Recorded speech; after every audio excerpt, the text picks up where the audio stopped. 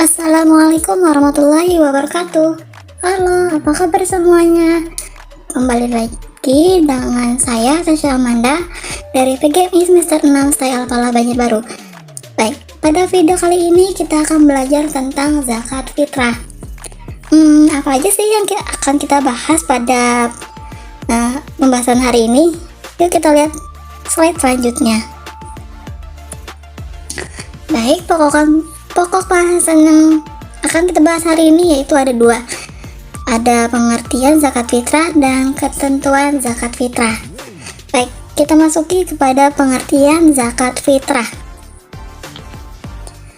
Pengertian zakat fitrah. Zakat fitrah terdiri dari dua kata, yaitu zakat dan fitrah. Zakat yang berasal dari kata Arab yaitu zakat, yang berarti membersihkan, mensucikan. Kemudian kata fitrah juga berasal dari kata Arab yang kalimatnya itu fitrah, yang berarti kejadian fisik atau badan.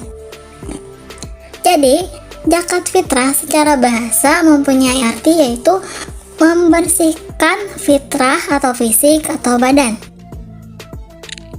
Baik, secara istilah, zakat fitrah itu menurut istilah syariat Islam adalah memberikan harta yang berupa makanan pokok yang diserahkan kepada golongan atau orang yang berhak menerimanya dengan syarat-syarat tertentu. Zakat fitrah juga disebut dengan zakat jiwa atau zakat nafsi, karena zakat fitrah mempunyai tujuan yang sangat khusus untuk membersihkan jiwa seorang muslim setiap selesai mengerjakan ibadah puasa wajib di bulan Ramadan setiap tahunnya. Baik, kita masuki pembahasan selanjutnya yaitu ketentuan zakat fitrah. Ketentuan zakat fitrah yang pertama yaitu hukum zakat fitrah. Jadi menurut dalil Al-Quran dan hadis di atas atau yang telah kita pelajari sebelumnya, sudah dijelaskan bahwa hukum membaca zakat fitrah bagi orang Islam adalah fardu ain atau wajib. Kemudian ketentuan selanjutnya yaitu rukun zakat fitrah. Dalam pelaksanaan zakat fitrah, seseorang harus memenuhi rukun-rukun yang ada di bawah ini. Yang pertama yaitu ada niat, yang kedua ada orang yang mengeluarkan zakat yang bisa disebut dengan muzaki, kemudian ada orang yang menerima zakat atau bisa disebut dengan mustahik, dan barang atau makanan pokok yang dizakatkan. Selanjutnya, ketentuan zakat fitrah yang selanjutnya yaitu syarat wajib zakat fitrah. Jadi syarat wajib fitrah ini merupakan ketentuan bagi orang Islam yang wajib membayar zakat fitrah atau bisa disebut dengan muzaki. Syaratnya adalah sebagai berikut. Yang pertama yaitu menemui tenggelamnya matahari di akhir bulan Ramadan. Kemudian yang kedua yaitu memiliki makanan pokok lebih dari kebutuhan di malam hari raya dan siang harinya, baik untuk dirinya maupun keluarganya serta orang yang wajib dinafkahinya. Syarat yang ketiga yaitu niat mengeluarkan zakat untuk dirinya, keluarganya, dan orang yang dinafkahinya. Selanjutnya ketentuan zakat fitrah yaitu alat pembayaran zakat fitrah. Apa sih alatnya?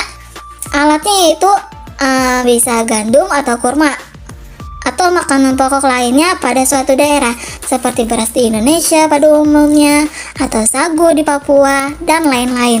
Kemudian banyaknya yang harus diberikan per orang atau jiwa sebanyak 1 sa', yaitu takaran pada masyarakat Arab zaman Nabi. Jika dikonversi atau kita ubah ke dalam satuan takar zaman sekarang, 1 sa' sama dengan 3,1 liter atau 2, kilogram.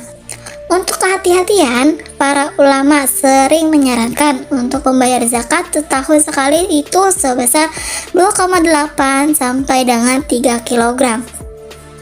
Melihat ketentuan yang harus diberikan adalah makanan pokok, berarti pemberian lain tidak diperkenankan seperti memberikan suatu benda elektronik, baju, keadaan, bahkan makanan atau yang lainnya.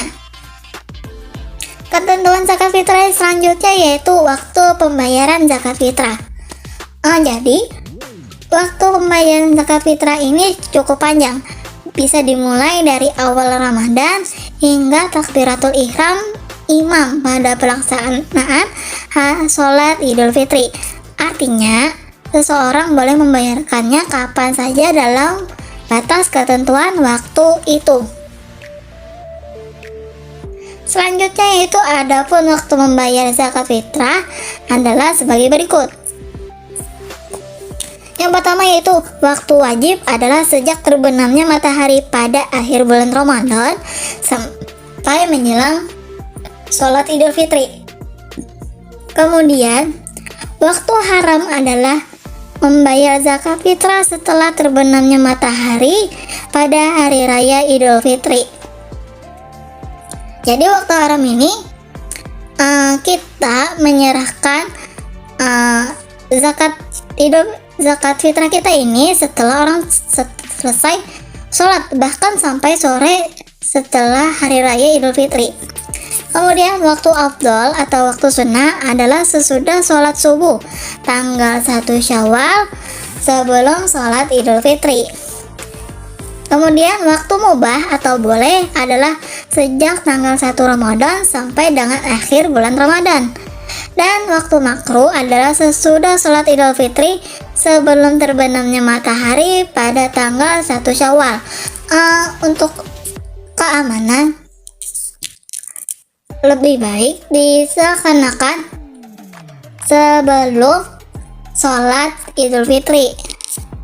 Karena untuk pelaksanaan setelah habis sholat Idul Fitri dan sampai terbenam matahari itu akan dianggap sebagai sedekah biasa, bukan lagi zakat fitrah. Ketentuan zakat yang selanjutnya yaitu orang yang berhak menerima zakat fitrah.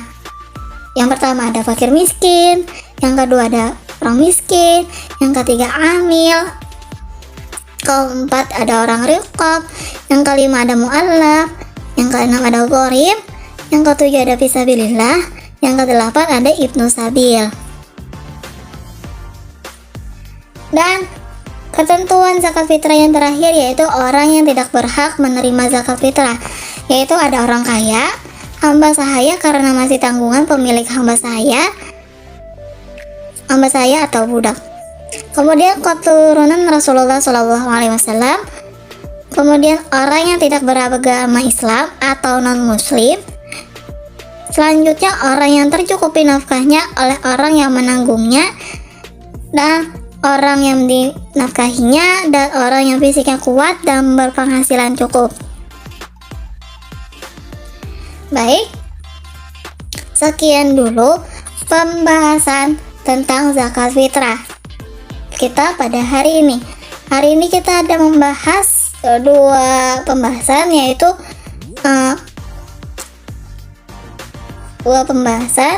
yaitu pengertian zakat fitrah dan ketentuan zakat fitrah. Baik, sekian video pembelajaran hari ini. Salah hilaf mohon maaf. Wabillahi taufiq wal hidayah, waridha wal inayah. Wassalamualaikum warahmatullahi wabarakatuh.